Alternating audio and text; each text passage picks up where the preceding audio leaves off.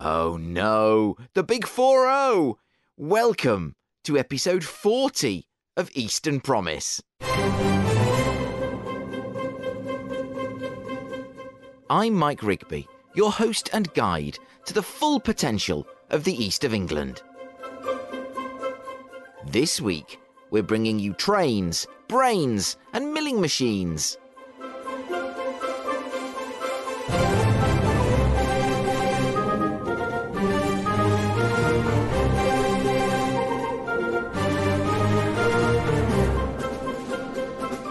The Great Eastern Promise train event continues to discuss the importance of connections with Norwich and the view from Cambridge, all from the not inconsiderable comfort of the 1127 out of Norwich.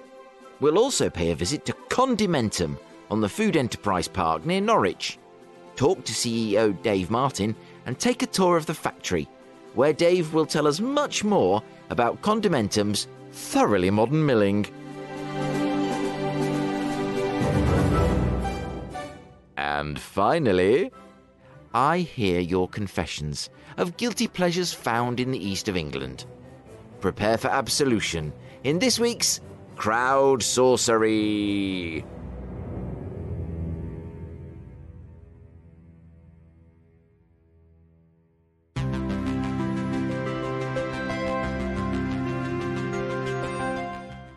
Regular listeners will recall that Eastern Promise recently rode the region's rails in association with the Norwich Research Park, Ridge & Partners LLP and Carter Jonas to celebrate the links between Cambridge and Norwich.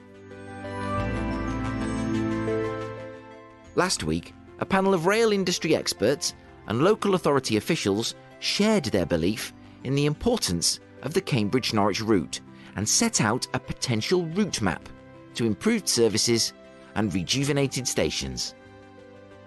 This week, I'm delighted to share the next panel, focused on the business links between the two cities and introduced by yours truly.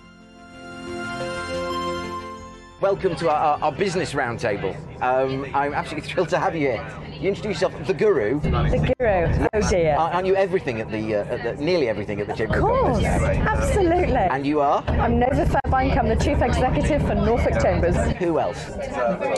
Morning, William Rooke. I'm a partner at Carter Jonas in Cambridge. We're a property consultancy. And we have you to thank for looking after us when we get to Cambridge, which is we're really grateful for. And Nigel Cushion, founder of Nelsonspirit. We are leadership mentoring. Absolutely, you are. I think I've described you in the past as the historian of human leadership, which a lot of people seem to say is very apt. A true guru. Absolutely. Absolutely. Take any chance you give us. Now, Nova, I'll start with you. What is the value of the Cambridge-Norwich corridor to businesses in Norfolk?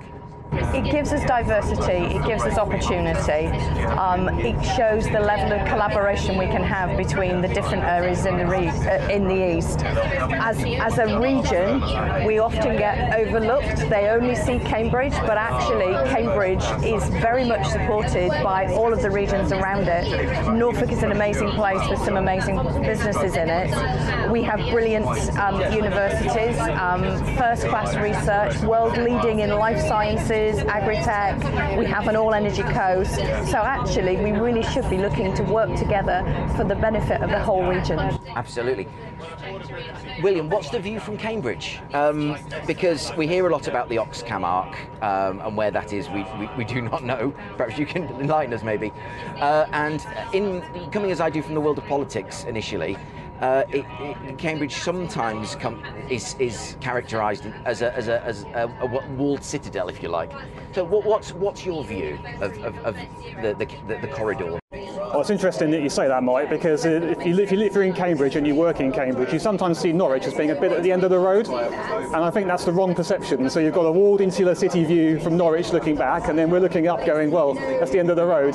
But that's the wrong way to look at it, isn't it?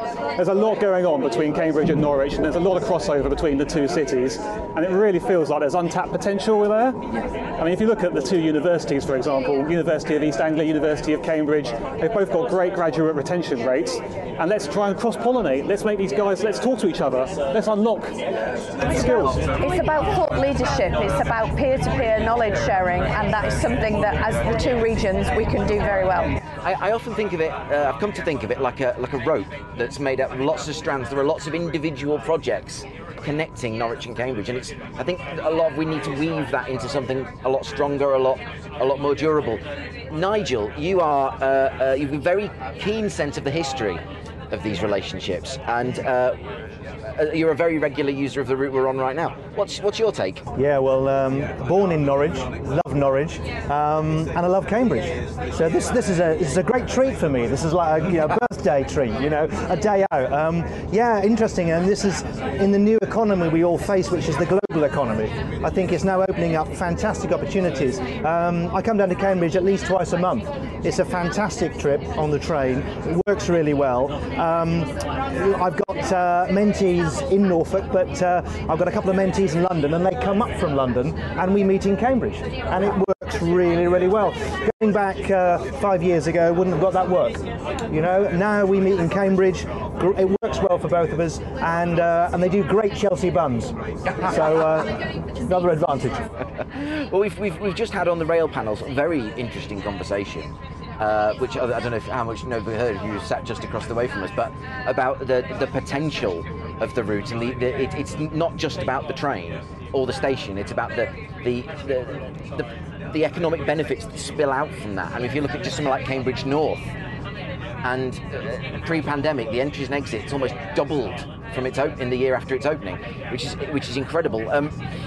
Just talk briefly about investment zones, which is a big thing that the current government, whenever you're listening to this in the future, the current government of Liz Truss has announced, and Norfolk and Suffolk are very much in the vanguard of that. I'll start with Noah as I go around the table. What's your take on what that's going to unlock? Is it still uncertain, or is it? It's all about opportunity. My understanding is the investment zones will simplify things like planning. It gives us another string to actually attract further investment into the region. If you look at the diversity of the business community across the eastern region, then the opportunity to grow the economy, to contribute further to UK PLC, is only going to be supported and benefited by having an investment zone. I mean, William, it's fairly common knowledge that obviously Cambridge has a green belt, and perhaps you could just talk briefly about what the impact that has on. We know that there's a shortage of lab space. That's incredible. The demand is far outstripping supply. To a lesser extent, the same is true as office space, which is obviously you're interested in both of these things. Is something like an investment zone, is that going to sort of turn Cambridge's attention when it's so close to say, aha, well, we may be sort of landlocked? So I think one of the things with Cambridge is that it is an internationally recognised city for investment in life sciences and tech. And I think one of the advantages of working closely with Norwich is that we can start to spread the investment that's coming into Cambridge up the line towards Norwich. And we don't need the government to do that for us. I mean, Cambridge has got a lot of entrepreneurial companies spinning out of the university in the same way that Norwich has, and if we start to work together more closely, we can capitalise on that joint knowledge pool and help build, develop better infrastructure. I mean, from your point of view, before I just come on to Nigel, what's the impact of that green belting? Because we hear a lot about it, we assume that it's sort of a bit of a noose, a green noose around Cambridge's neck, but what is the real impact? The real impact is that there is not enough land to accommodate the amount of pipeline demand that's coming into the city.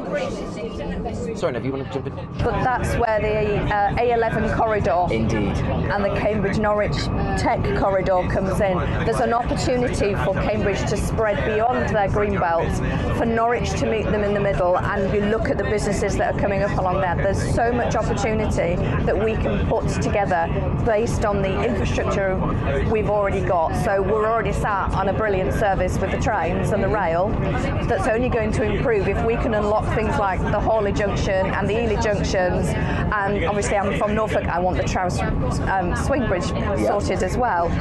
But you then look at the dualling of the A11 and the opportunity that's already created, the land down that route we need to look at for investment, because that absolutely links Cambridge and Norwich, and it allows Cambridge to spread outside of their green belt, and it allows Norwich to really spread further down. So the synergy between the two regions is huge. The opportunity is massive. Nigel, as very much the custodian of someone, of the legacy of a man who knew all about seizing and taking opportunities, how we've heard a lot on the previous panel about partnership working, and same again here. How do we go about forming them and making them successful and seizing the opportunities that are before us? Well, I think we're doing that today. It's about meeting people. Thank you, Mike. I think the man you're alluding to is Nelson, and I think his commentary would be, don't wait for the Admiralty. You know, if we've got good ships, we've got good people. Let's get closer. Let's work together, and let's make it happen. I agree with William. You know, I think it's there can be a bit of a victim mentality of kind of waiting for the government to kind of do stuff. You know, and I think we've got so many fantastic businesses in Norfolk and in Cambridgeshire. Let's work together and let's take our initiative to the government, you know, and let's tell them what we need. Absolutely. I mean, I'm a very big advocate, and I've asked this question a lot of times of people like George Freeman MP, and I'll be asking the same when I talk to Daniel Zeichner next month, the Cambridge MP, which is, what are the levers that are in our hands, that we don't wait for Whitehall, we don't wait, we can arrange these things for ourselves, and a lot of that will be hopefully unlocked in the city deal, however that ends up looking. But what levers are in our hands for businesses, and what levers would you like to see handed over to us? If I can torch the metaphor yet further. The biggest lever we can pull is to start shouting about the brilliance of the region. We are too good at not saying very much about how good we are. Cambridge is a prime example of what can be done when you actually talk the region up, talk the opportunity up. As a business community, we are very good at going, it's all right, we'll just be quiet, we're over here. Actually, we should be totally shouting about our place, really put Norfolk on the map. I mean, this is a really good example of, again, when I was in Cambridge, and the interview I've just put out with a chap called Sam Goddard, a company called LabMotive. They do sort of remote software for sensors for infrastructure, water. And he's one of these businesses quietly doing trading globally, all over the world. And what I asked him, what are your connections, what conversations are you having within the region? Oh, not that many, really. And it's... We're looking at this as a kind of, Norwich does this, Cambridge does this, Ipswich does that. You know, you can bring other cities into it, but really we should look at it as we're one region, we're a single cluster, so we should be moving as one, not trying to pull in different directions. Each city's got its own specialities. Norwich with the plant science and the green agritech, Cambridge has got more of the biotech, the pharma, but there's no reason why those can't be seen as, they shouldn't be competing, they should be working together.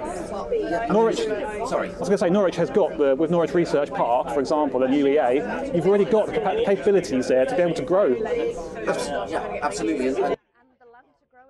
Absolutely, and we've got, you know, we've got the land to say house people who are looking at Cambridge house prices and going a bit pale, especially now, and thinking, well, actually, we've got services like this. We're about, I think, where are we arriving? Thetford, I think.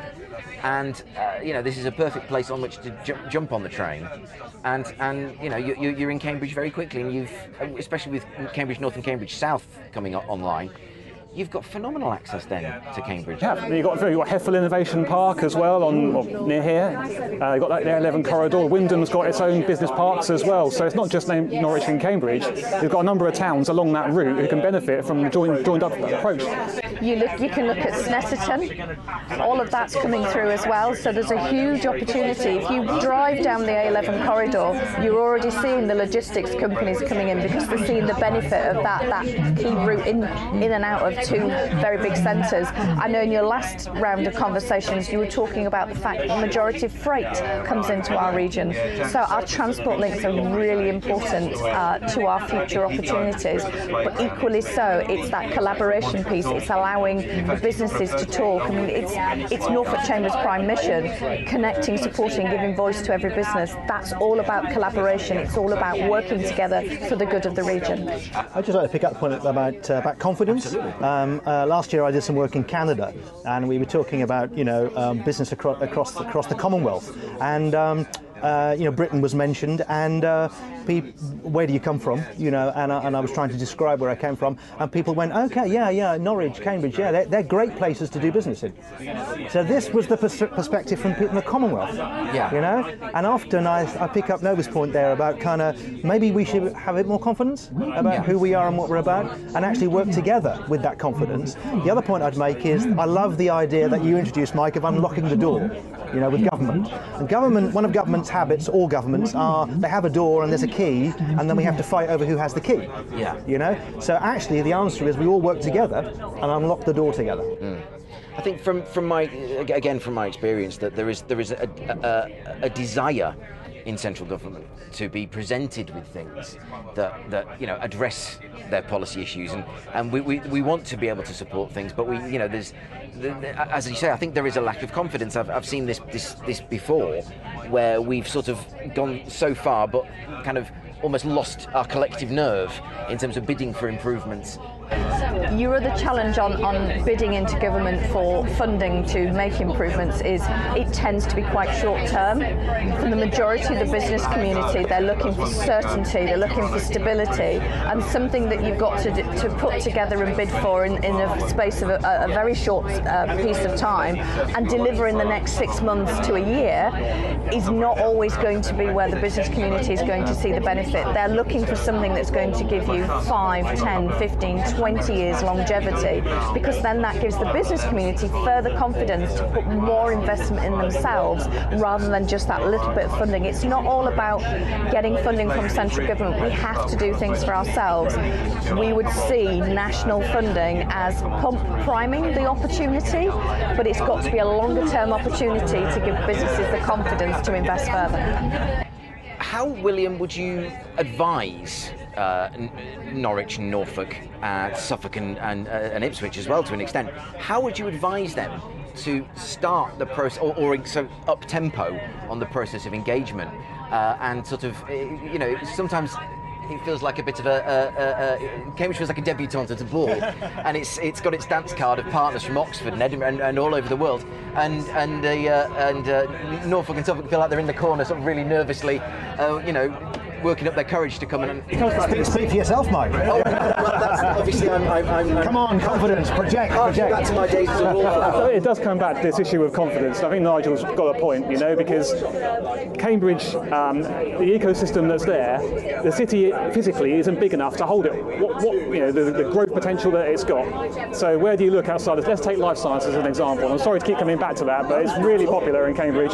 Very fashionable subject, a lot of demand, but they can't design, test and produce these the work they're doing in Cambridge. It needs to be spread into the wider region. So for example, if you take a pharmaceutical trial, they will the scientists that are working on those drugs will come up with a solution, but then want to test it, and then they want to produce it. They can't produce it in Cambridge, so they look outside, and they don't want to be in China or in Poland or anywhere else. They want to be an hour away. So if you look at that as an example, an hour of Cambridge takes in quite a lot of space, where currently there's untapped resource, untapped potential, and if you Norwich at the other end of the line is well placed to draw on that that ecosystem and drawing it out in this direction. Well, what I'm hearing loud and clear from this conversation is some of my favourite words, which I come back to time and again: opportunity, potential, confidence. Nigel, forgive me, I don't know if I've already sort of asked you to this. How do we go about boosting that confidence? We've talked about seizing the opportunity, but if confidence is the issue, how would we all? I mean, we'll go round and round just as. Well, I think confidence is infectious, as enthusiasm is. And if you meet people who are doing great work, and there's people doing great work in businesses and in charities and in public service all over, when you meet people who are doing great work, you get confidence because they inspire you. So it's about bringing people together and actually including people. I think one of the dangers of engaging government, you tend to have some traditional bodies who do it and they do it well, but we don't tend to carry everybody with us, and there's huge number of businesses all over the eastern region who kind of not involved in the conversation. They're not included, So by including everybody, bringing everybody with us, getting people to meet each other, getting people to be inspired. But this is a great day because we're meeting people we've never met before, and we go, "Wow, you're doing that," and that makes you feel good. It makes you feel proud to be part of the adventure. And then your next conversation is, how can we help? How can we help you do what you do? And suddenly the game is raised. If you look at what they did in Silicon Valley, it was all about co-location. It was about bringing brilliant people together, investors, architects, designers, engineers. They work next to each other and they inspire each other. If you're in a place on your own at home, difficult to be inspired. If you meet inspiring people, that's how we do it. Well, you can't top that. Thank you, Nova Fairbank, Chief Executive of Norfolk Chambers of Commerce, William Rooke, Carter Jonas, and our host later on today, the legendary Nigel Cushion of Nelsonspirit. Thank you ever so much. I've really enjoyed it. I'm feeling that confidence now. Nigel, thank you very much. And happy birthday. Thank you very much. Well done. Well done.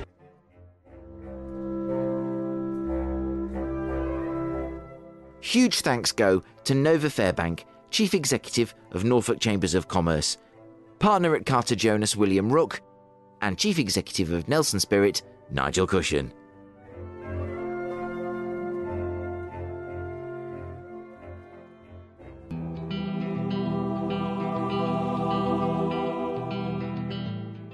Last week, legend of the East Anglian agri-food industry, Clark Willis MBE, showed us around the Food Enterprise Park.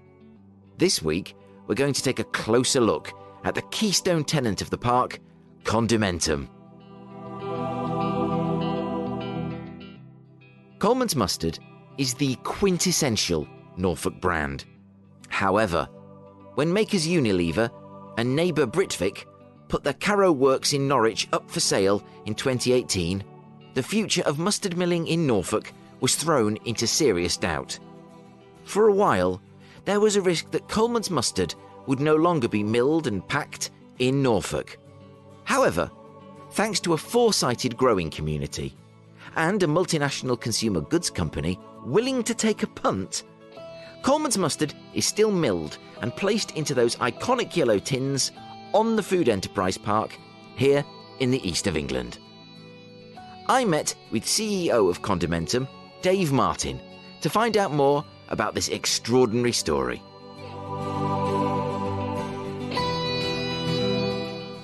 It's really lovely to be here at Condimentum. It is a fantastic facility, and I haven't even seen it yet. I already know that for a fact. And we're here with Dave Martin, who's the CEO of Condimentum. Dave, welcome to Eastern Promise. You're an incredibly busy man. Thank you so much for your time. And we're in good company because you've had the BBC coming in, you've had Channel 4 coming in, looking at what you do. What do you think the draw is for these people? Do you know what? I think the more we progress with the business, Mike, the more I realise that this is a really fascinating story, and I think it's also quite, given the world events and the disruption globally, and the global marketplace principles are being challenged for the first time. I think everybody's been talking about there's only one marketplace now, it's global, and then all of a sudden we have the Ever Given issue in the Suez Canal, and we have container prices quadrupling, and congestion in ports. And I think the model that we have here, which is we are a grower-backed business. We have the original objective of this business was to allow the growers to move beyond the agricultural expertise that they clearly offer, to expand that, to take responsibility for the manufacturing elements and the conversion of products into finished product or to semi-finished product. And I think this whole local, the local supply chain, this what we call in the trade the vertically integrated structure, we have what's effectively a de-risked, compressed supply chain, which means that we can talk direct with the growers about the products that we need, the ingredients that we need. They can set aside the land and the acreage that we need to support the demand. So that responsiveness and that agility that we can offer, I think, is really becoming really quite interesting. And I'm saying a lot of it is driven by the global disruption that we hear about day in, day out. I mean, one of the things I really find fascinating about Condimentum is the story. We're on the Food Enterprise Park just to the southwest of Norwich, and it's one of a really exciting places that's growing, no pun intended, at an incredible rate. I'm actually on a stand-up comedy course at the moment to hopefully work the jokes a little better. But what I love about Condimentum is the fantastic story that ostensibly started in something not so great, which is the Unilever plant at the Carrow Works closing down. But from that, you get a huge multinational behaving, okay, in what they see as a rational sense, but not. They follow it up by behaving not like you'd expect them to. Tell us the story, because I'm waffling on now, but just tell us how it all came about. Yeah, it's quite an interesting start to this, actually, Mike, because we had, I received a call from a chairman of mine going back to April 2016, and he'd been talking with a chap called Michael Sly. Michael Sly is the chairman of the English Mustard Growers. The English Mustard Growers is a cooperative of growers, 18 strong. So there are 18 English mustard growers, and they grow a vast majority of the total UK mustard production. And yes, Michael had this idea. He was keen to protect the future, to give the growers and the cooperative more of a control of their own destiny, effectively. And one of the things that he was concerned about is, whilst he was very proud of the relationship that they had with this, this brand, this, iconic brand of Coleman's, he was also, conscious of the fact that it was a single customer.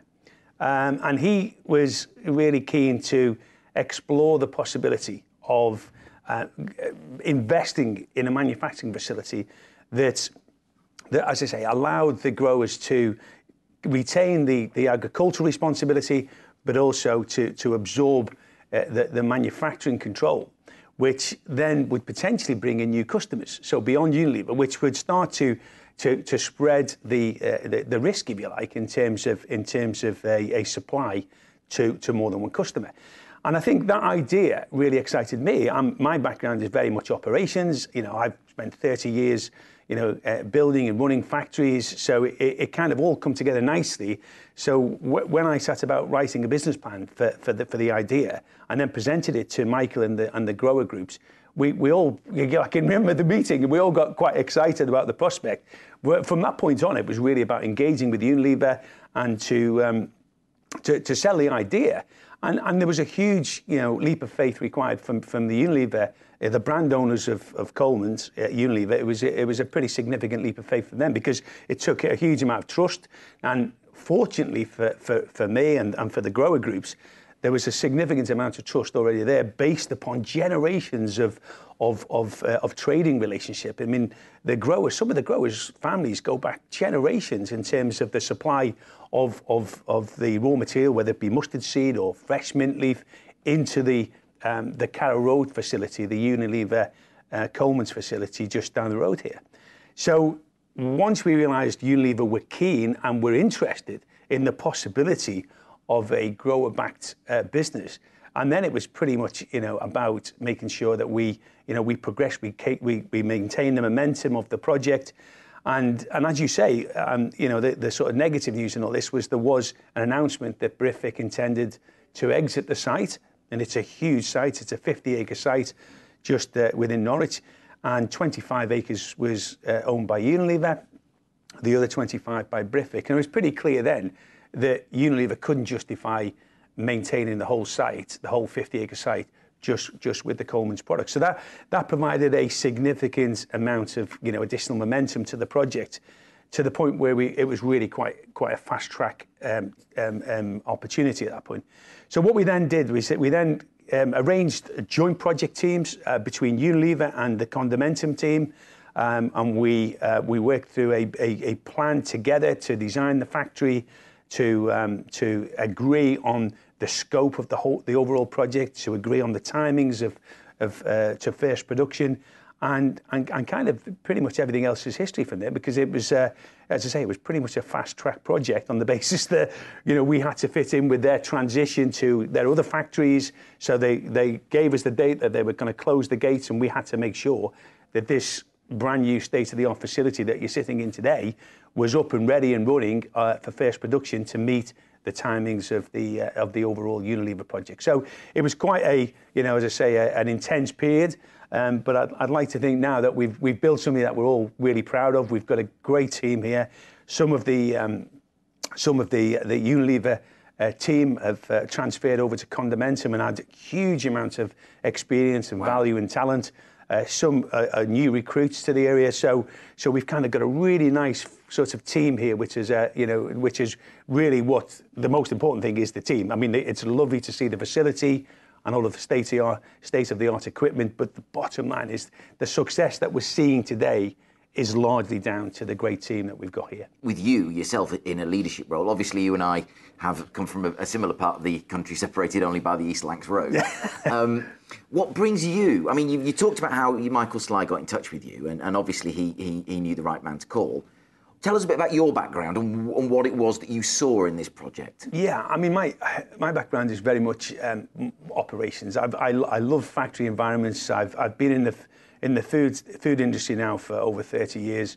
I've worked in the UK and abroad, and I've worked on some pretty exciting projects and also for some pretty impressive companies, blue chip companies.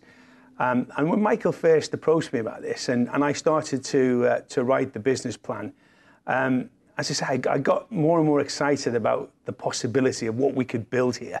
I was really taken aback by how much support we had locally to retrain Coleman's of Norwich. I mean, it would have been, it just is not right to think that the Coleman's of Norwich, could be made anywhere else other than Norfolk. So we had a huge amount of local support and emotional support to the project. And I just think that this is one of only 3 superfine mustard mills in the world. I mean, I've a lot of my background is in milling. I spent 15 years with a company called Quaker Oats. So I thought at the time I knew a bit about milling in terms, but wheat and oats milling is very different to mustard milling, and I kind of realised that now. But at the time when Unilever said, we'd like you to build a superfine mill, we didn't have many reference points because mustard milling is very niche. It's a product that has a really high oil content, so it'll be over 40% oil. And compare that to the oil content of wheat at 4 or 5%, and the oil content of oats at say 8 or 9%. That means that the milling of this product is really quite specialised. And I couldn't at the time figure out why there were only 2 other superfine mustard mills globally. There is one in North Dakota and there's another one in Ontario in Canada. And I can tell you now, I fully understand why there are only 2. It is, without trying to overcomplicate the process, it's quite a difficult thing. We've got to, from a very small mustard seed, we've got to try and extract around about 82% of flour from that seed. So we remove the other 18% is effectively the bran, the husk that we remove as part of the milling process. But it was a fascinating challenge. One, to build this the superfine mill, when I thought at the time, well, I know this is a specific milling process, but why don't Unilever just invest in a simple grinding process? A simple grinding mill would have been 1/10 of the price for a start, and is significantly less complex. And it became clear after discussions and meetings with Unilever that the superfine process delivers the taste and the texture, which is synonymous with the Coleman's product. I mean, it's this pungency, it's this heat that's generated from this superfine flour, which makes the Coleman's product pretty unique. And I kind of technically understand now that the finer the flour, the finer the particle size, the more of this enzyme is released. There's an enzyme called myrosinase.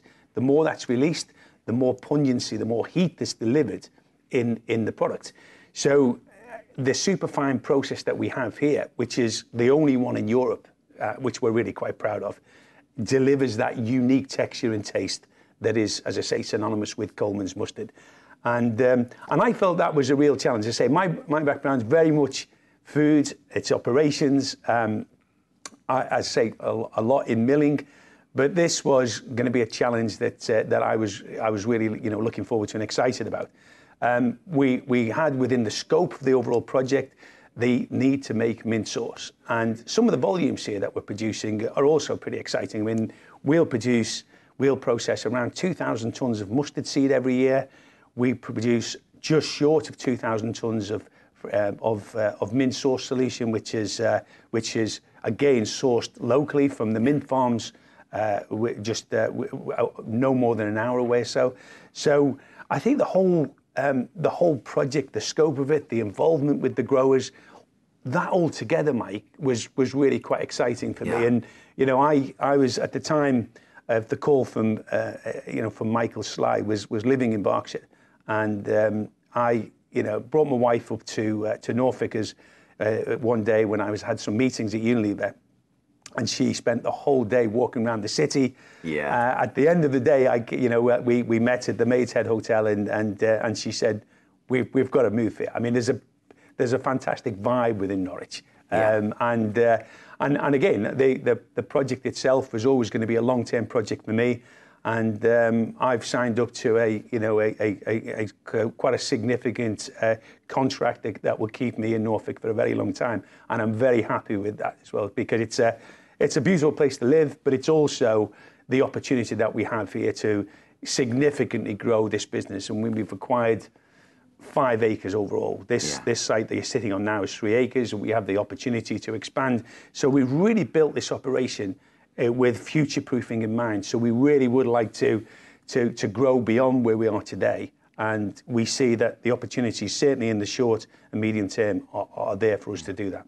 I think when I've heard American interviews, there's a phrase, and they go, "Boom, there it is." Yeah. And I can't carry it off, but there we go. Okay, so right, we're standing outside. We're looking at the Condimentum plant. We've got the 60 foot, did you say? Yes, a 60 foot milling tower to our left.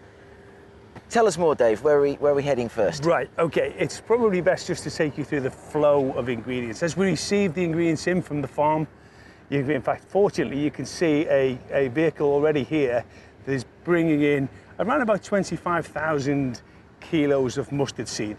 So the truck will pull into the weighbridge. It will then reverse into what we call the intake building. From there, the 25,000 kilos of mustard seed are then elevated through to one of 3 silos. It either goes into a white mustard seed silo, a brown mustard seed silo, or a Canadian mustard seed silo. Right. From there, what's really important about the milling process is the moisture control. So when it comes in off the farmer's field, it's around about 9% moisture. From there, we need to dry the mustard seed down to around about 3% moisture. And we do that by that huge unit there. That's a drying unit. So we'll dry the product down to 3%.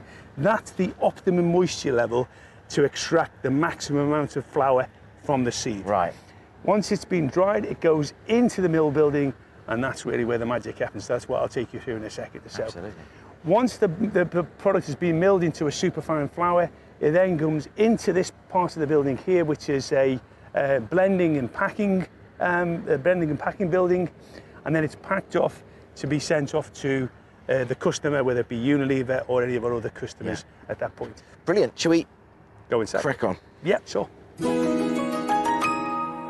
Well, you were the first tenant on the Food Enterprise Park, which is where we are. And at the moment, this is going to make me sound far more intellectual than I am, but I'm reading a book on an American economics professor who's looking into her T-shirt, basically. She was challenged by one of her students, "Who makes your T-shirts, eh?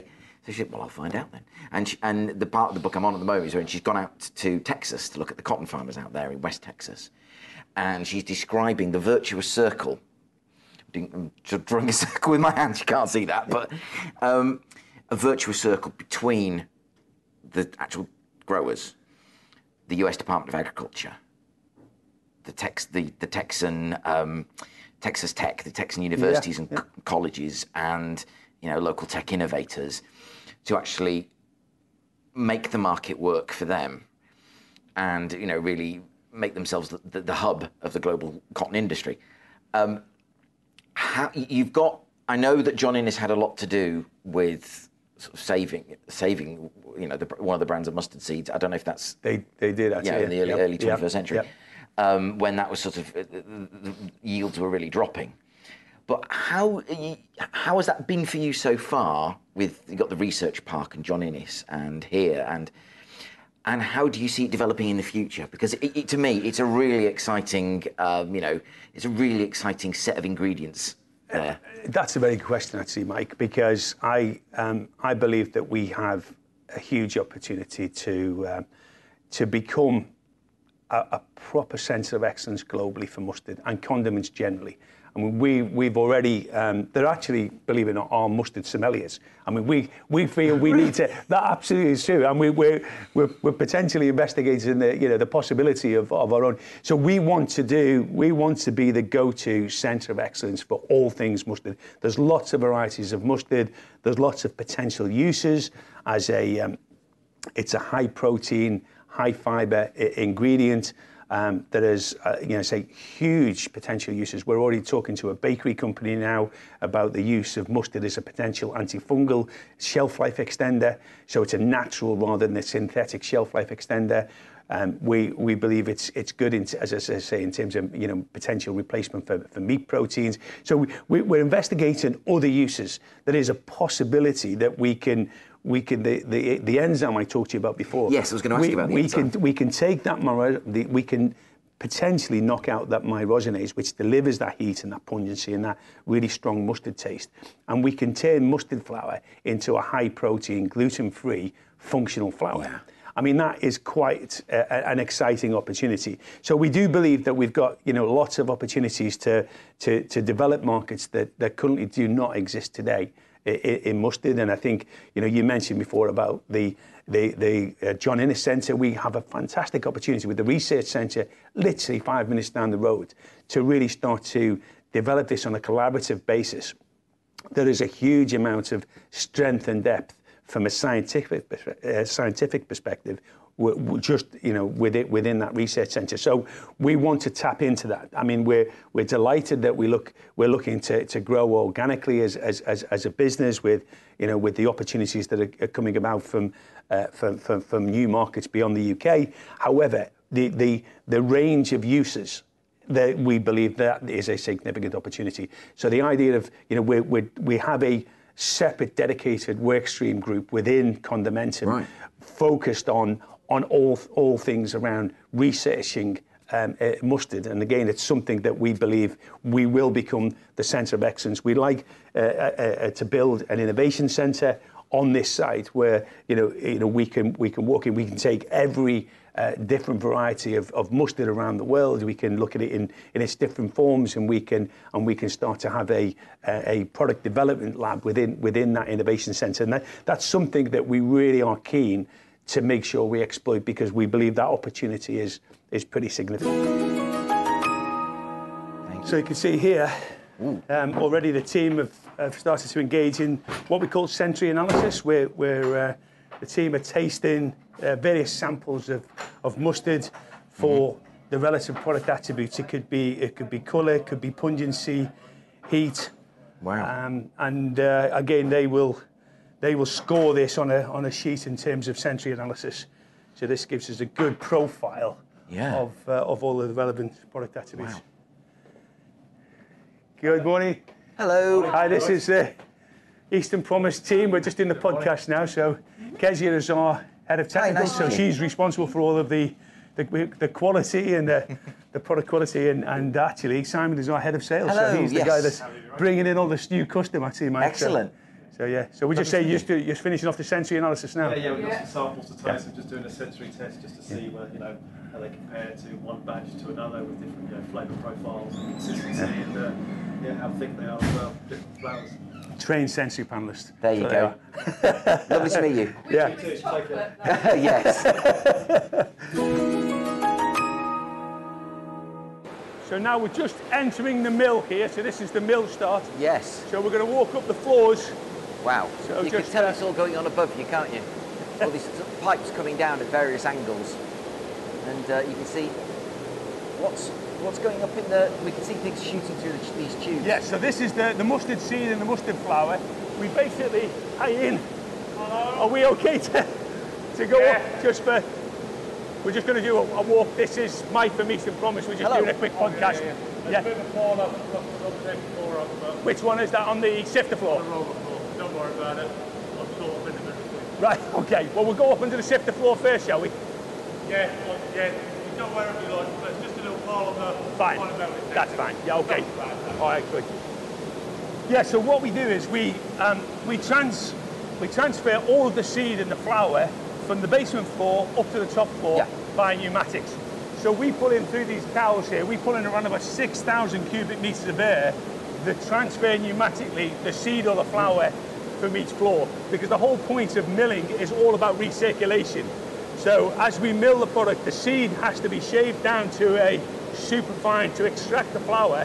We do that on a gradual basis. We've got 10 sets of rollers that each set with a slightly different setting in terms of tolerance, and it will shave some of the bran off each time it goes through. And then we'll have a huge sieving system which sieves, and depending on the particle size, the sieve system will determine which roller stand to send the product to. So we'll walk through now and you'll see that in action. Actually. Brilliant.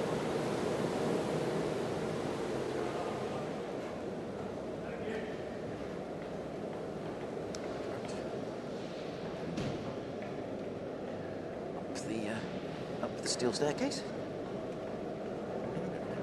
Round. Oh.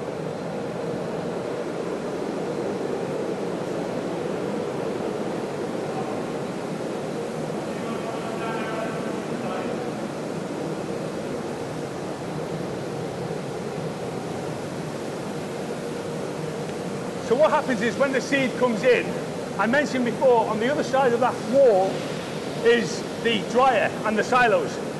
It will dry the seed down to 3%, and then we'll send it to one of these 3 silos. Once it comes in, we need to clean it, so we need to remove any chaff, or we need to remove any small seed, so anything contaminants, so black seed needs to be removed. So what we do is we take out all of the contaminants mechanically first on the floor above, then we do it optically. So this is what's called an optical scanner. And effectively this unit here will scan 8 million seeds per minute. Any black seed that is in the seed will be blown out by a small jet of air. Now what happens invariably when you blow that black seed out, you catch 3 or 4 good seeds at the same time. So this third channel is what we call a refeed channel. So all of the blowouts give a second chance of recovering some of the good seed. So basically, so we've got this fantastic touchscreen powered machine here in front of us that you're just describing, which I wish I could hear better what you're saying, but we'll get it on the thing. And Manchester 1878, Henry Simon, and I don't know why I expected these to be so much bigger than they are, but it does. It's extreme, very, very modern, very compact, and really, you know, a world away from, you know, the world of milling. Certainly, Jeremiah Coleman, 200 years ago, would have milled very differently to this. Yes, I bet he would. In terms of the stone mills. Yeah, you know, grindstones. The grinding, But again, this is a super piece of kit that does allow us to. This will start in a couple of seconds or so, but effectively, the only reason it stopped now is it's filled ahead of it. But in a couple of minutes or so, this will start. And you can see how quickly each one of these cameras, there's a series of cameras here that will blow out that black seed. You can see some of the black seed in here. Yes. And then the rejects have come through here. So we'll show you some of the reject product. But it's critically important that what we send to the roller stands is pure, clean mustard seed. And these roller stands here,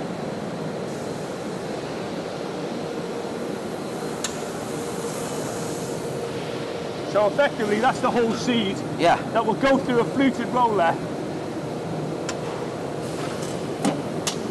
and effectively. Wow. And all we're doing is we're just cracking the seed, so that's not flour at this stage.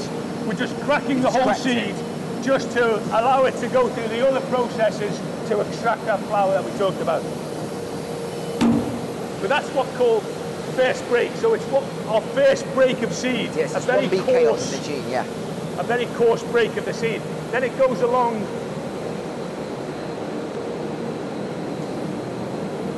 As you can see, we're starting at this point to get to a finer flour. This is called reduction roller 2. So we go through 5 reduction rollers. Wow. And each time we do that, it gets slightly finer. Again, we're not there yet. No. That's still quite coarse.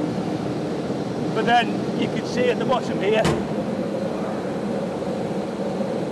it's starting to get finer now. It's not quite there yet. It's not what you'd recognise as mustard flour, but you can tell that it's getting there. It's not. Yeah, it's very far away from sort of still bits of the seed. That's right. Yeah, it's still quite gritty at this point. Exactly. Yeah.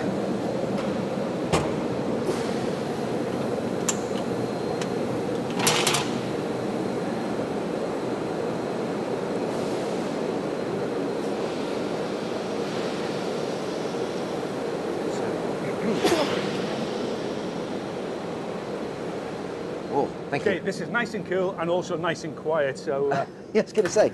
So this we're is in the probably control room, good. aren't we? Really? This is the start of the process. I took you outside. The 3 silos, the white English, brown English, and Canadian brown. Yep. We're on the 3 silos outside. Yeah. It then goes through the drying process. So I mentioned about the dryer, dries it down to 3%.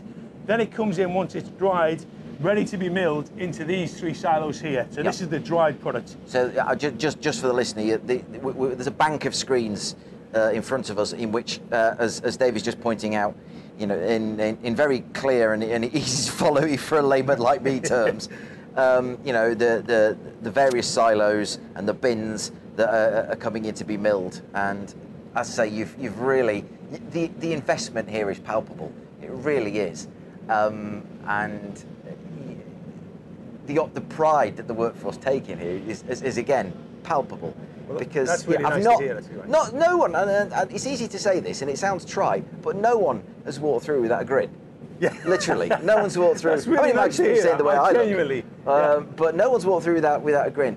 Yeah. And you know, it's just fantastic that we've got a facility like this here. You know, as the anchor tenant on the Food Enterprise Park as well, so close to, you know, a burgeoning sector that is so exciting. I think it's amazing, and you've got all these. Say, I'm trying to contextualize the size for people, because I think most if you're not in the business, then most people would think of milling as grindstones. So you know, 2 grindstones right, together, absolutely. and it's not a bit of that at all. It's, I mean, I'm trying to. What would you say the size of the machine is, roughly, each roller? I mean, well, it's a 1.2 metre roll, but it's actually around about 1.6 metres wide by around about 1 metre deep, and we have 5 sets of those. Yeah. So, and each one of those has 2 sets of reciprocating rollers. So effectively, whilst there's only 5 units you can see here, there's 10 sets of reduction rollers. Yeah. So you can see how gradual that process is to shave the bran off in a very gradual way, to remove the bran, the husk, and leave the cotyledon, which is what we call the pure flour.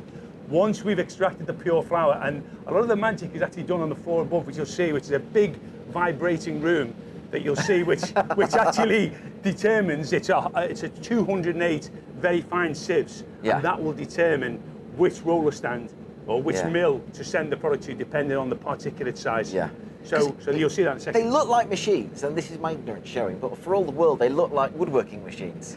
They do. Absolutely, a good point. Actually, yeah, they do. Because I used to write for a furniture magazine about 20 years ago, and I used to go out to shows in like Milan. Used to go to these glamorous cities and look at machines for making chair legs, and it looks a lot like a lot of the machines we were showing out there. But you know, you can see the mustard. That to Mike. It does.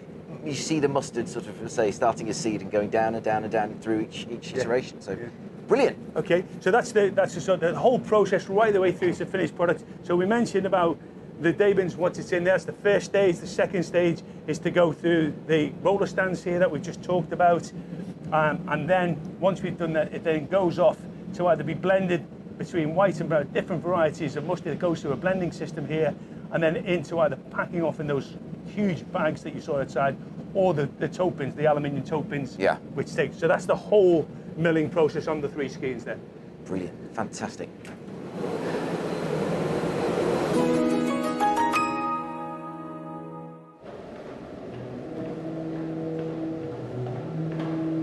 Those units that you can hear, they're vibrators, again, because that oil content, the vibrators on each of the upstand pipes vibrate to stop any build-up of the product in the pipes. Okay. Oh, my goodness me. It's like a fairground ride. So this unit is each door, 4 doors. Yeah. Behind each door, there is 26 sieves. So we have 4 sections here, 4 sections on the other side. Yeah. 8 sections times 26 sieves. We have 208 sieves. About this size here. Ah, that's what they were. So what will happen is the product comes from the ceiling upstairs into the section here. It will then be vibrated round through a very fine mesh. Yeah. And each one of these sieves is a different mesh size. Yeah. And that will determine which roller stand, depending on the size of the particulate, to send the product to. Right. So this is a critical piece of the whole process, Mike. Yes, and you've got like a stack of these various different size sieves here, which look for all the world like tile, you know, sort of sheets of the kind of cheating at tiles when they're on the floor. But there's, yeah, it's like a, if I could just describe it, it looks to me, as with my uneducated eye, it's like a kind of container crate you put on cargo planes with 4, as Dave says, 4 doors, and you just imagine behind which there's sort of vibrating backwards in like a circle, and you imagine that when it stops you're going to get 4 dizzy teenagers falling out giggling because it looks like it's something you see in the fairground. But wow, I mean, to get that level of fineness with that, it's quite the challenge. But it is a challenge. Yeah. To try and get the right sieve profile, we were knee deep in mustard flour for about 6 months. Yes. I can tell you that has been a real challenge to get the right sieving profiles. Between the 208 sieves, the number of configurations that we tried before we got the mind-bending. I mean, God knows how you did it. Okay, so this is the top 4. Again, on the other side, the silos, the dryer. It dries, it comes into one of these 3 bins here, which is the 3% moisture. From here, the product will come up through this elevator, go through the mechanical cleaning system, the optical cleaning system, and then it's into the milling, which is the sieving and the rollers. Yeah. What you can see behind you here is a set of cyclones. Everything is moved pneumatically. We use air to transfer and transport all of the seed and all of the flour. So the air is pushed through, the seed comes through, and again, depending on the particle size, that will determine which section of the sifter to send the product to. But these cyclones here are a pretty important piece of kit because nobody else, the other 2 mills, they move all of their seed and flour around mechanically with an elevator. This is a much cleaner way to transfer. Again, it's a technology that has really helped us from the start, to be honest. Fantastic. Those 2 bins there you can see is once the sifter and the roller stands have done their job, the finished superfine flour will either be put in the yellow flour mustard bin or the brown flour mustard bin, ready for pack-off. Right. And those bins go all the way down to the ground floor. Right, yes, we obviously at the top of the very tall.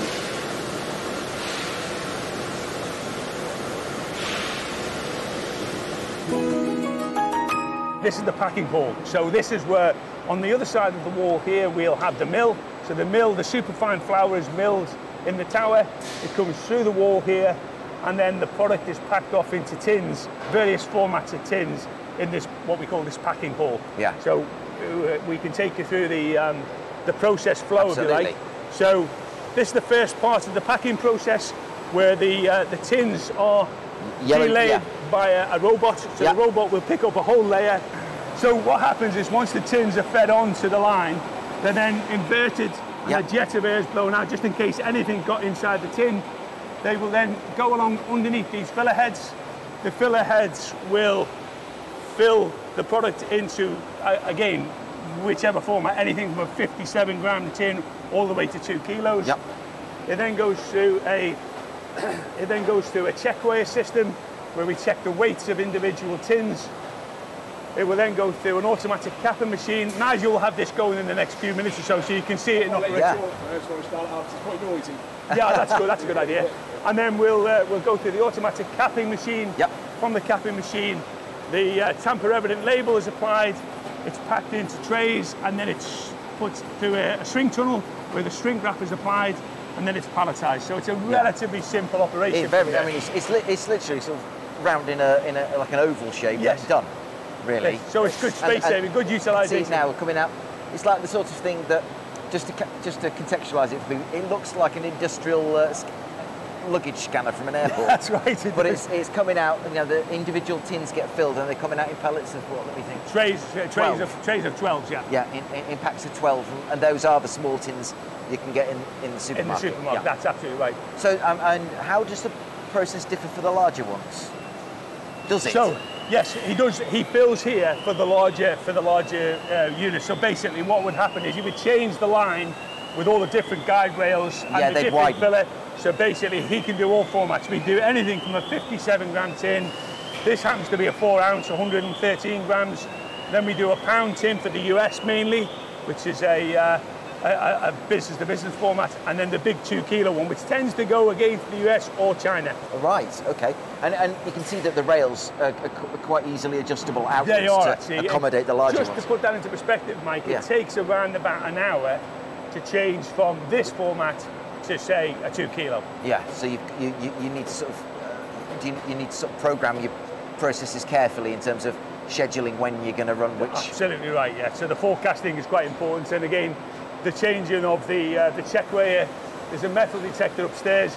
So what will happen is when the product comes out of the mill, the superfine flour is packed into these huge aluminium containers here. You can see 46 and 9. We call them tote bins. What Nigel will do is take the tote bin over to this infeed here, and you can see it's at 45 degrees. Yes. The product then will come out the tote bin, up a screw feed, up to the platform above us. It will then go through a metal detector into the filling heads and then into the tin. So that's the sort of feed process that we have. Can I just for a second just give you a perspective on how the world has changed? A lot of what we've done here is good management. I'd like to think so, but I think we've had a lot of good luck as well in terms of globally the biggest producer and exporter of mustard. Let's start with mustard is Canada. Canada produce around about 150 to 160,000 tons of mustard seed, which they export not just to the US but also to Europe. So they're by far and away the biggest exporter. Just to put that into perspective, we'll process around 5,000 tons a year in the UK. So the UK imports quite a significant volume of mustard seed from Canada. Believe it or not, the next biggest European exporter is the Ukraine and Russia. Now, it's unfortunate about what's happening there. Yes. However, the Canadian crop in 2021 virtually failed. So they just produced just less than 50,000 tons, so about a third of their normal production, which meant they completely used up all of the carryover stock that they had from the previous year. Because of the Russia-Ukraine conflict, it's very difficult to get the mustard seed out of those regions. So we've had, I've had discussions direct with the grower groups, with the cooperatives, saying we need to double the acreage. We need at least an extra 1,000 acres of mustard land for 2023 and 2024 production. Yeah. Now the great thing about the grower groups is this agility I mentioned before, Mike, which is our ability to go direct to that team, to talk about what our needs are. We did say we intended always to grow together. I'm not sure the growers expected such a dramatic request from Condimentum. However, they have done a fantastic job of widening the net to farmers beyond, the sort of Peterborough, Fens corridor region into Lincolnshire and Norfolk, and now we've, good enough, the English Mustard Growers Board have managed to secure a pretty significant additional acreage. So that's kind of the short-term opportunity that exists. And I don't like to talk, use the word opportunity and the sort of Russia-Ukraine conflict. The fact is, it is what it is. Something, the gap has to be plugged. And I think if we can bring on these, we've had some fairly, big blue chip organisations. We've engaged with these, and what they like about this model, as I mentioned before, is this really simple supply chain. Is this business that is owned by the farmers, that has this direct link from the farm into the manufacturing facility and out to the customer. It's a really simple supply chain model. That's extremely attractive. Gone are the days when these companies, come in and really start putting pressure on reducing the cost per ton by, £10 or £20. It's all about de-risking now. Yeah. The procurement professionals that come into this room are very much about how do we engage on a de-risk basis. So how do we provide the supply of the ingredients that they need, but again, provide the security and the service into those companies. So there's a very different dialogue now that takes place between manufacturers like ourselves and farmers and the end user, the end customers. Yeah. So we would like to think that this opportunity that we've got now to engage with these bigger blue chip multinationals, we can show them a facility that is state of the art. I mean, I mentioned about the two other superfine mills. They were built, one was built 42 years ago, the other one was built 45 years ago. So this is a brand new state of the art building. The superfine mill is effectively the traditional gravity fed milling principles still exist today. We do it in a state of the art way, in a state of the art process way, but all of the principles of traditional gravity fed milling exist in the facility we have on this site. And I think we have an opportunity now to grow that volume pretty significantly, well beyond our original plans to grow our business due to global marketplace issues that have come about in the last couple of years. The other thing that we're conscious of is, it's still a pretty limited range of ingredients that we offer. Let's be honest, we offer various products around what we call the dry foods, which is mustard in terms of flour. We can do a whole seed. We can do what's called a crack seed, which has a different functional contribution to making certain products. But it's pretty limited because the other thing we have is the fresh mint leaf comes in. We blend the fresh mint leaf with vinegar and salt and water, and we cook it and we make what I think is the best mint sauce. The Coleman's mint sauce, I actually believe genuinely that it's light years ahead of anything else on the marketplace. However, as I say, it's a pretty limited range. We're just about to invest a significant sum of money to provide us with the ability to make not just dry products, but wet mustard. So Dijon mustard, French mustard, whole grain mustard.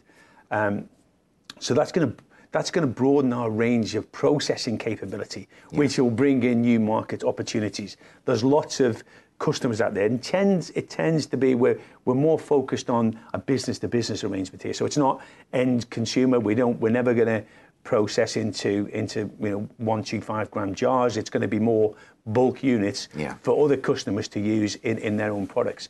But we recognise there's a lot of customers out there that need the mustard paste. So, give you an example, Green Course sandwiches, say for instance, they make millions of sandwiches every week, but they would need product in its finished form. Yeah. So, that may be an opportunity. So we're about to invest in that process.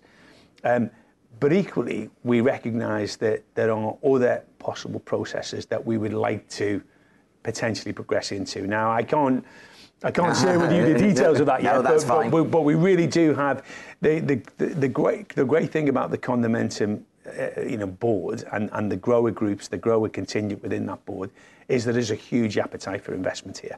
We have an option on the 2 acres of land to expand our facility into 2 more acres, which would give us a significant increase in footprint.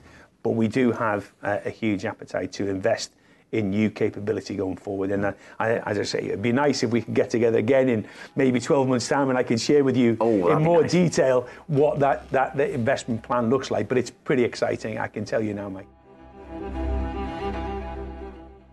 That was just a fraction of the full unabridged tour of Condimentum, and you can hear the full version by going to the Eastern Promise feed on your preferred podcast provider and looking up Condimentum full version, which will drop at the same time as the main Omnibus edition.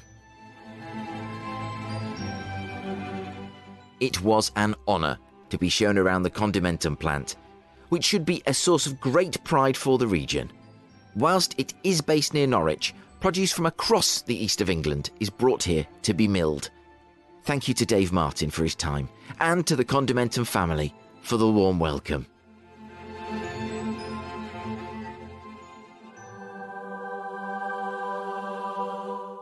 And now,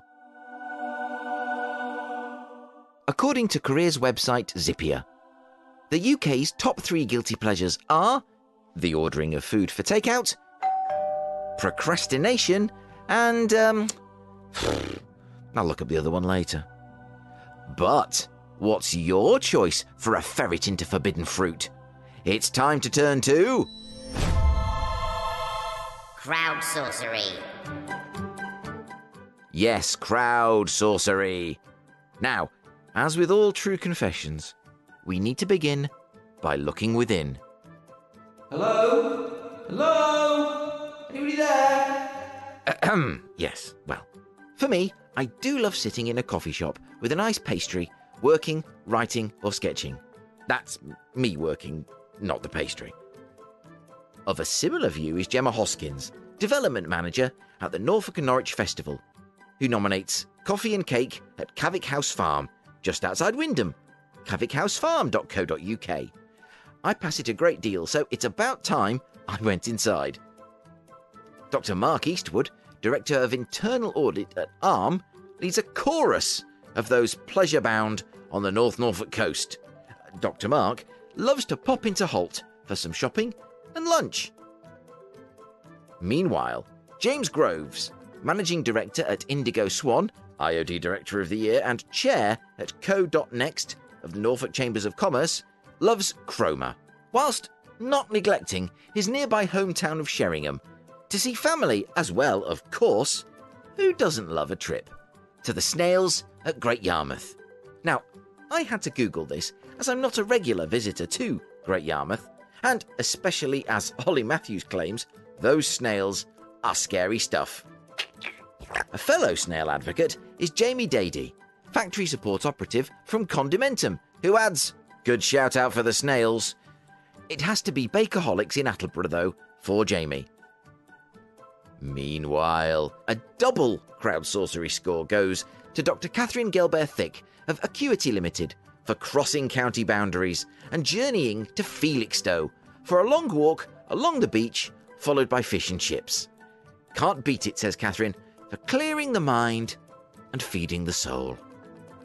Another Felixstowe fan is Neil Griffin, innovation and high-performance specialist and 2am problem solver, who writes, for me and my wife, and now our son, it is Felixstowe Pier and hitting the arcades. Michelle Chambers, business development manager at Chaplin Farrant, is another aficionado of the seaside slots.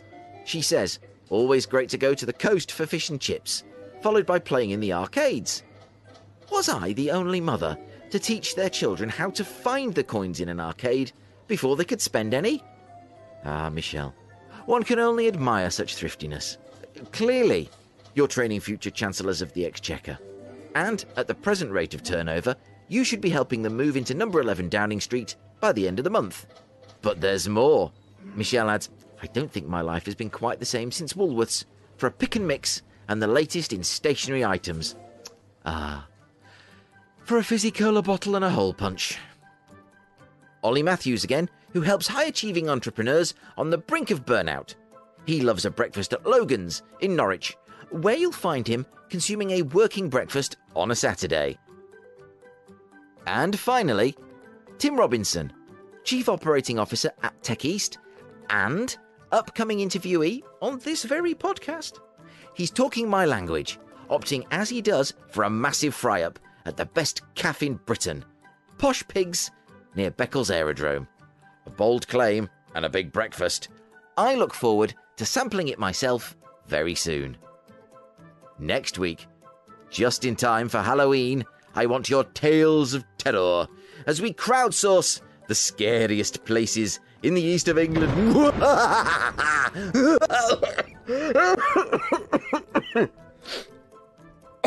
That's got it. Oh. And that seems as good a place as any to leave episode 40 of Eastern Promise. Thank you to Nova Fairbank, William Rooke and Nigel Cushion, another forthcoming interviewee. Thank you to Dave Martin and the Condimentum family. And, as ever, thank you to Engineer 49, who can work a mixing desk at speeds approaching 100 miles an hour. But most of all, thank you to you for listening. I'll be back next time. But until then, bye for now.